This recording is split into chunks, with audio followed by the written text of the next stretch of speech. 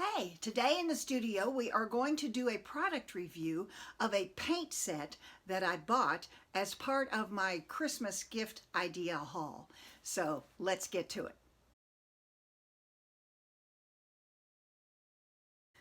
Okay, well right off the bat I tried to tear out one of these sheets of the paper, and the whole front of the pack came off before I could get the paper off. So that kind of tells me it's not really well made. So that was one strike against it. Okay, so then I take my paper, and because it is paper, I'm going to tape it all the way around. Okay, I tape it all the way around to hold it down because it's paper. It's going to warp, and some papers will warp more than others, and this will probably be one of them. Taking out the brushes that I also recommended in my Christmas gift idea, and I'll put that video in the description or in a card up above. Okay, so these brushes have a coating on them to keep them tight. So I'm going to take that coating off. I do so by tapping it in the water and tapping it on the paper towel. I just need some moisture in the brush to for it to pick up paint better. I do that whenever I paint. I always want to pick up paint with a brush that has some moisture in it. Okay. I recommended this palette also. These are the paints that came in the set, and most of these are colors that I normally use. I don't usually use a lemon yellow. I have this yellow ochre in my paint drawer over there, but it's not normally on my palette. This is not the red I use nor the green I use. I use these. I don't normally use this. I use a turquoise deep. I use all of these. I use this very sparingly. That black tube of paint will last me forever, and I mean well over a year. I'm going to lay this out just like I lay out my normal palette. My white goes over here because I use a lot of it. Start with the warm colors, the lightest warm color, go to the darkest. That's a very cool green. Sienna.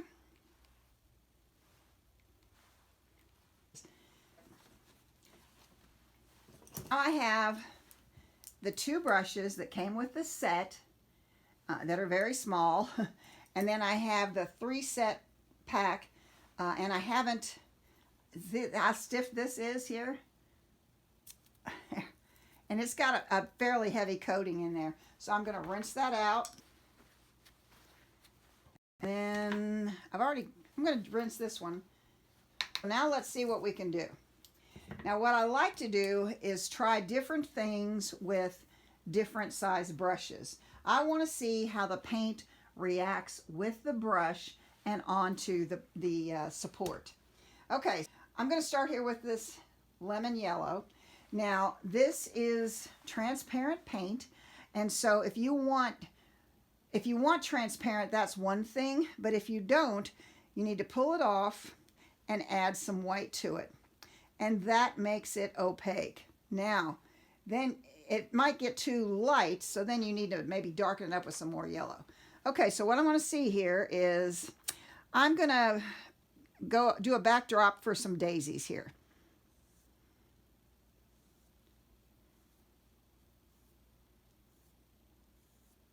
Okay, that brush held a good amount of paint.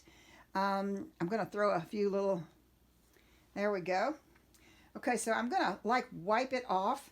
You don't want to get paint in this silver part, which is called the ferrule, and I'm almost at that point. So I'm going to rinse that out. The reason being, acrylic paint dries very fast. If it gets down in here, then it'll splay your bristles out after it dries, and your brush will not be good. Okay, so we've got that piece on there. That would be one layer. Now I want to look at the next size brush. Again, I tap it in the water and I tap it off on the paper towel so the paint can pick up better. It picks up better with some moisture in the bristles. I'm going to try this green because this is not a green normally on my palette. That is, I'm not crazy about that. I'm going to add some yellow to it.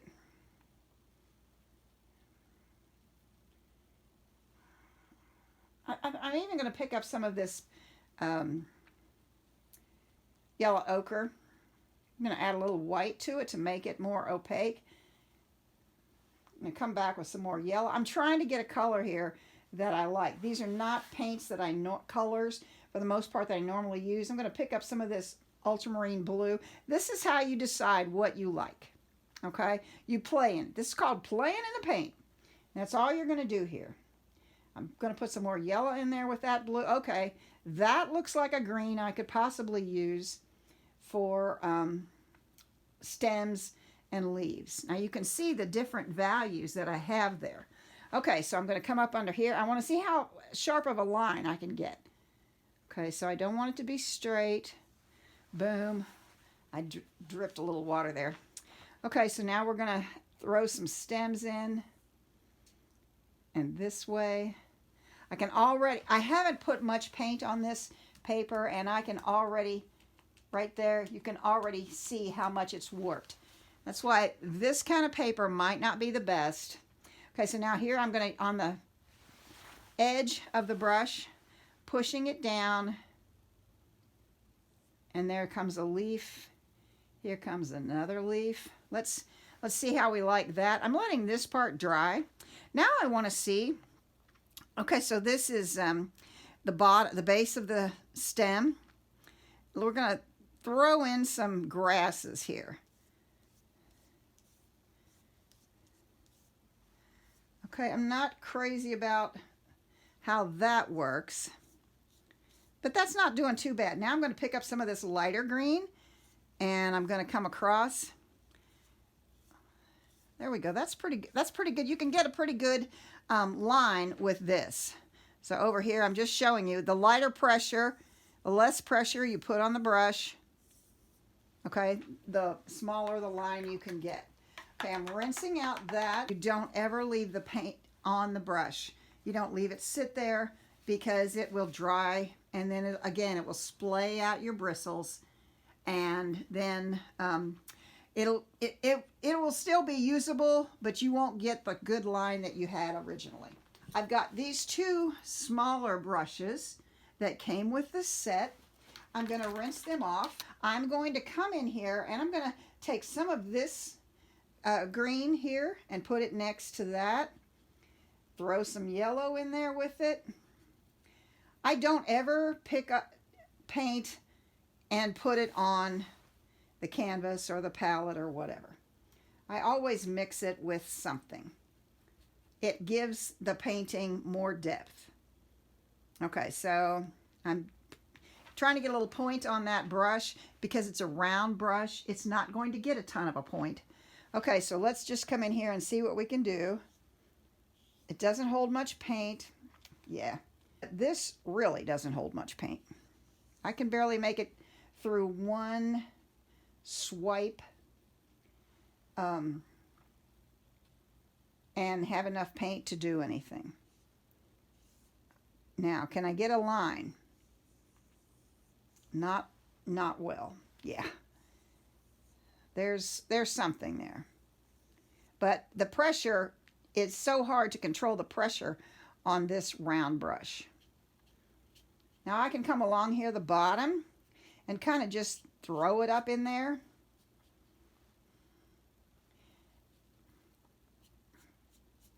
And then maybe pull some lines through that. You need them to crisscross each other so it looks, has some depth to it. Okay? This would not be a brush that I would use very often.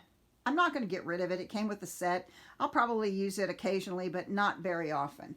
Now this is another synthetic flat. So let's see what happens here. I'm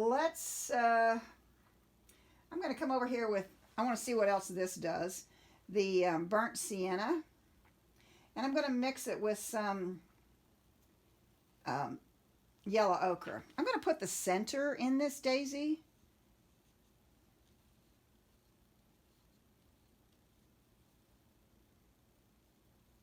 Okay, now I'm going to mix this, same that I have on my brush. I'm not cleaning it out. I'm going to mix it with that green. You want to see what you'll get. So again, we're going to have another layer of grasses down in here. This is just a really good way to see what your brushes can do. And again, it doesn't hold much paint.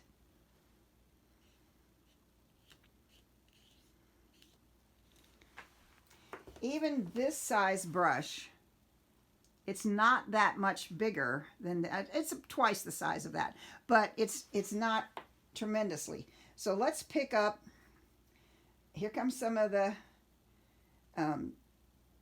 burnt sienna, and let's just put some green in that. That'll be, and I'm going to add a little white to make it opaque. I'm going to add some yellow ochre to that to kind of warm it up. Give it, oh, I like that color. That's better. Okay, so now just with, I have the same kind of paint as I did with the smaller brush. Now I can,